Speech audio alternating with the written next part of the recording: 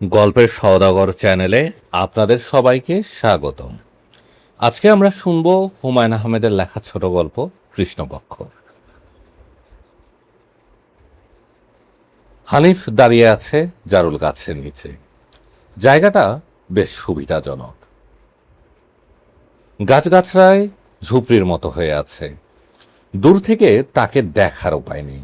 টর্চের আলো ফেললেও বোঝা যাবে না। কিছু কিছু ব্যাককেল লোক টর্চের আলো রাস্তায় ফেলার বদলে আশেপাশের ঝোপঝাড়েও ফেলে। তবে আসার কথা হলো, টর্চওয়ালা লোক এই অঞ্চলে নেই বললেই হয়। যে দু একজন আছে তারা ব্যাটারি বাঁচাবার জন্য খুট করে খানিকটা আলো ফেলেই টর্চ নিভিয়ে ফেলে। ভাদ্র মাস, তালপাকা গরম পড়েছে। হানিফের গায়ে মার্কিন কাপড়ের মোটা পাঞ্জাবি, গা অসম্ভব ঘামছে।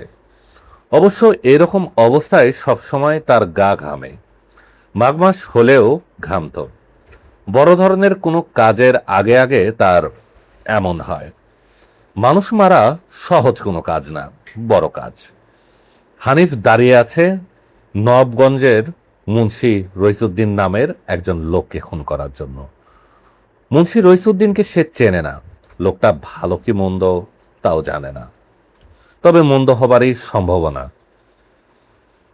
ভালো নির্বিরোধী কোনো মানুষকে কেউ খুন করতে চায় না। অবশ্য লোকটি ভালো হলেও কিছু যায় আসে না। কাজটা করে দিলে হানিফ 5,000 টাকা পাবে, এটাই আসল কথা।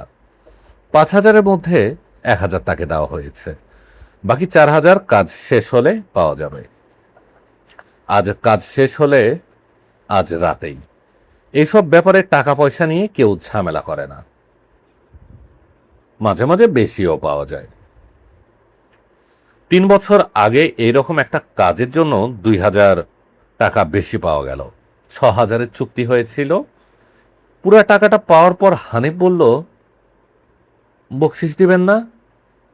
মোবারক শাহ নামে আধবুড়ো মানুষটা অতি দ্রুত মাথা নাড়তে নাড়তে বলল, অবশ্যই দিব, অবশ্যই দিব। তৎক্ষণাৎ 2,000 টাকা দিয়ে ক্ষীণ গলায় বললেন, আপনি খুশি তো? এই একটা মজার ব্যাপার। কাজ শেষ হবার পর তাকে আপনি আপনি করে বলা হয়। এর আগে তুমি। হানিফের ধারণা ভয়ের চোটে আপনি বলে।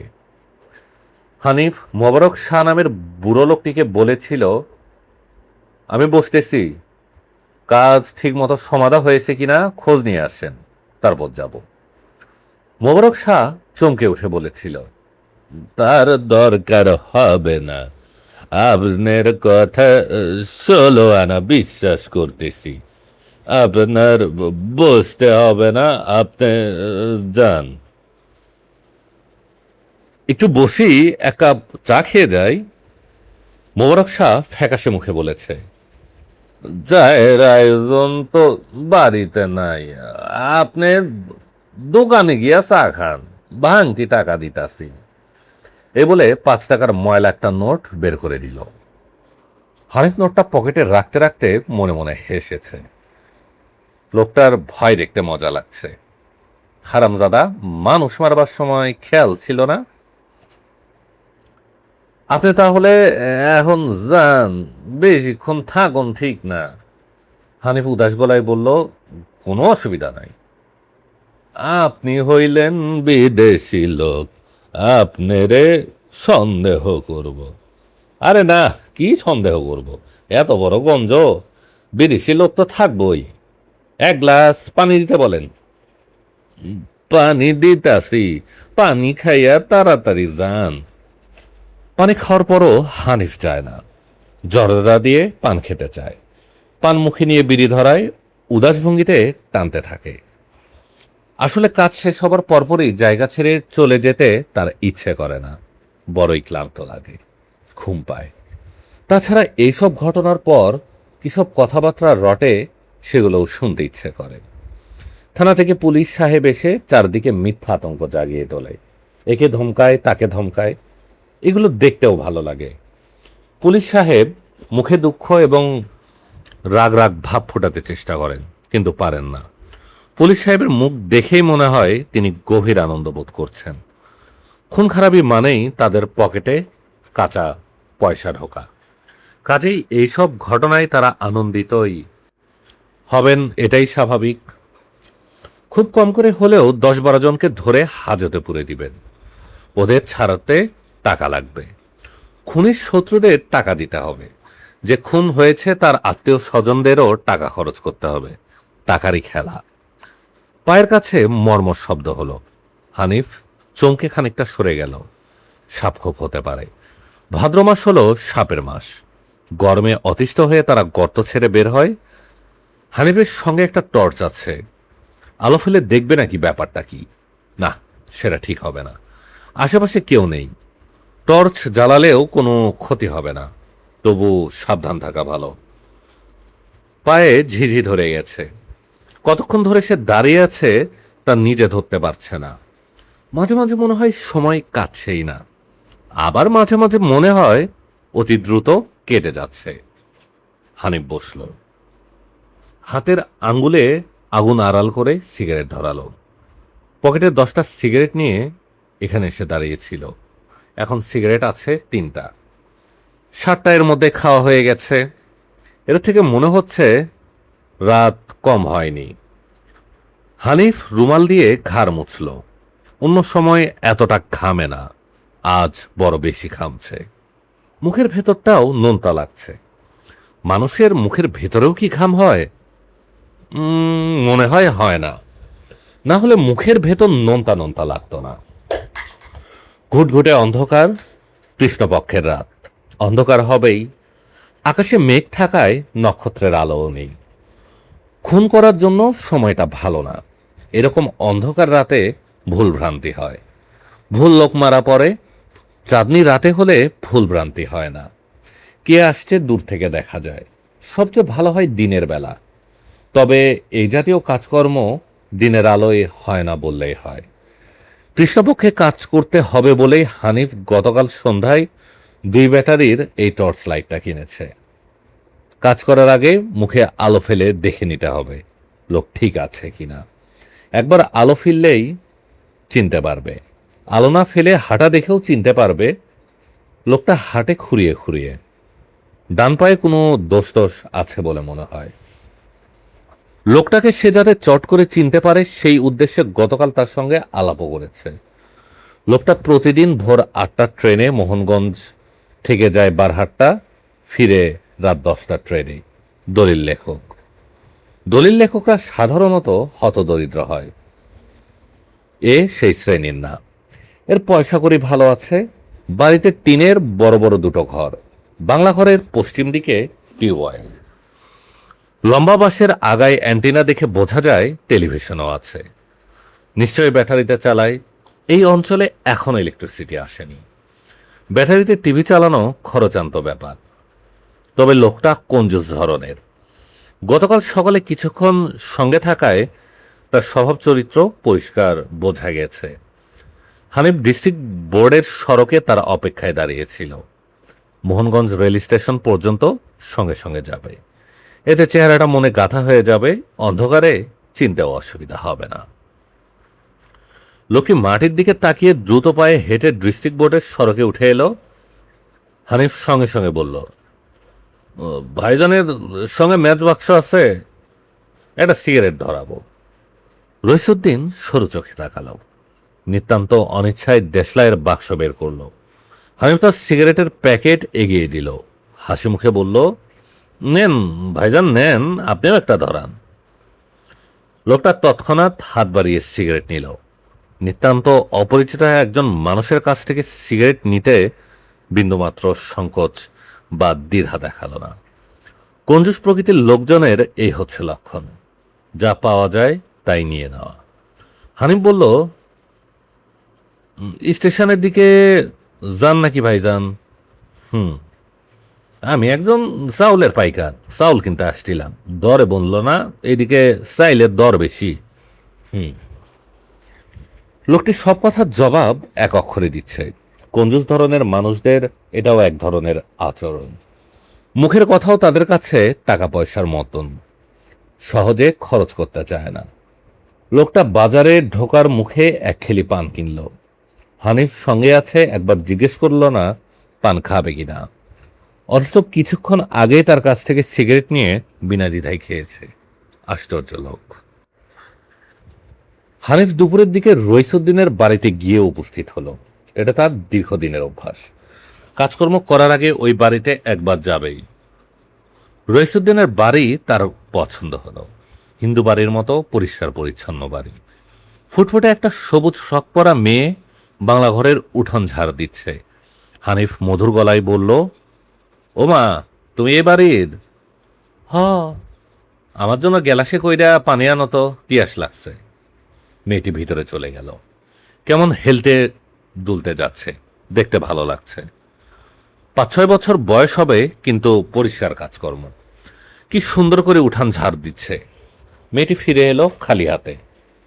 চিকন সুরে বলল, সাপ কল থেকে পানি খাইতে কইছে। আচ্ছা আচ্ছা, তুমি সাপ কলে চাপ দাও, আমি পানি খাই। মেয়েটি খুব উৎসাহের সঙ্গে কলে চাপ দিয়ে পানি বের করলো। মনে হলো সে পানি বের করার কাজটায় খুব মজা পায়। তোমার নাম কি গো?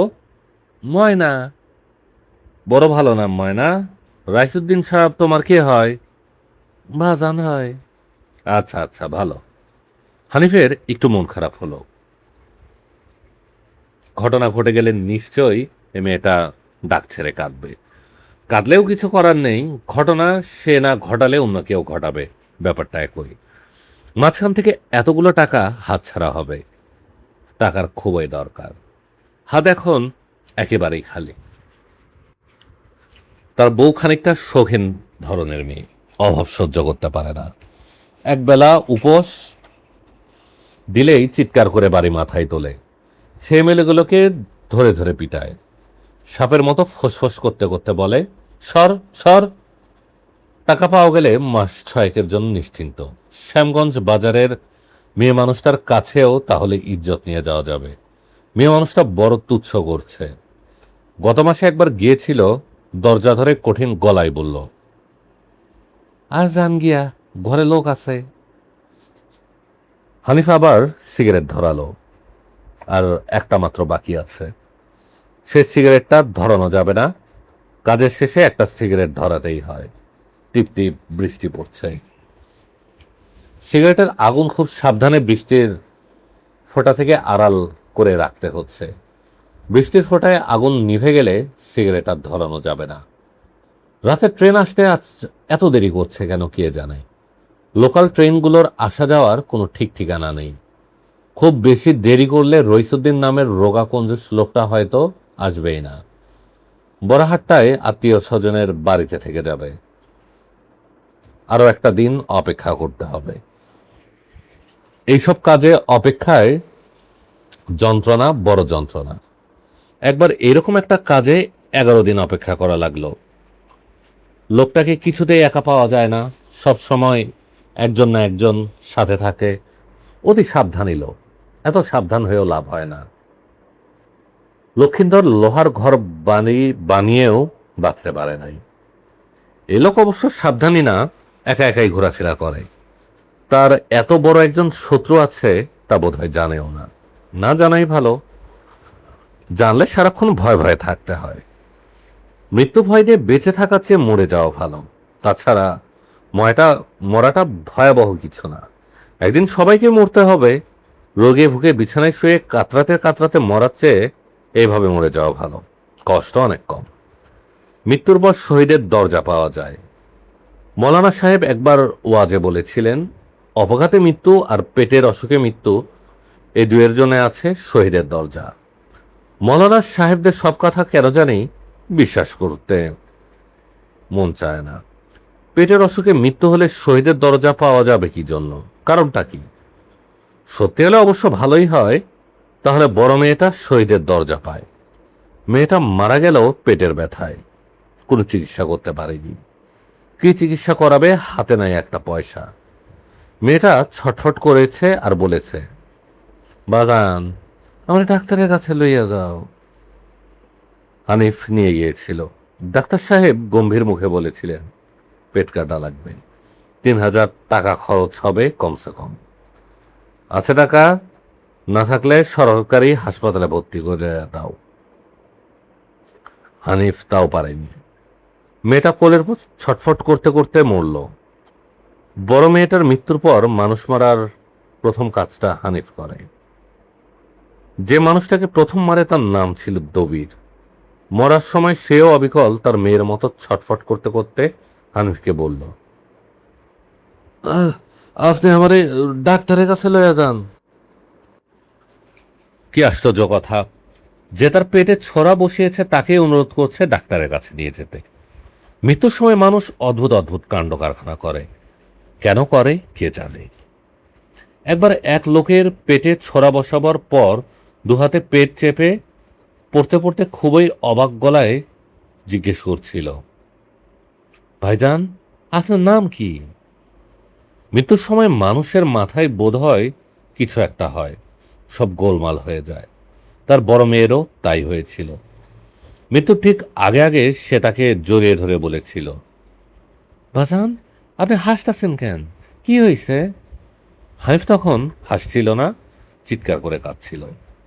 সে কান্না মৃত্যুর সময় মেয়েটার কাছে হাসি হয়ে ধরা পড়ল। পিঁপড়া কামড়াচ্ছে। রাতে পিঁপড়া কামড়ায় না, কিন্তু এখন কামড়াচ্ছে কেন কে জানে। হানিফ ঝোপের আড়াল থেকে বের হয়ে এলো।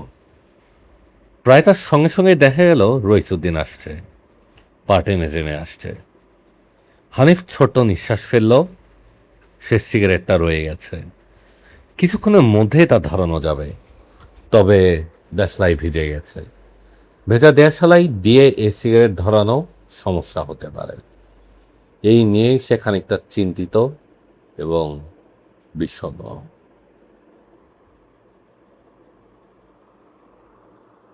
আপনারা শুনছিলেন হুমায়ুন আহমেদের লেখা উপন্যাস গল্প কৃষ্ণপক্ষ। এরকম আরও গল্প উপন্যাস শুনতে চাইলে আমাদের গল্পের সওদাগর চ্যানেলে চোখ রাখুন।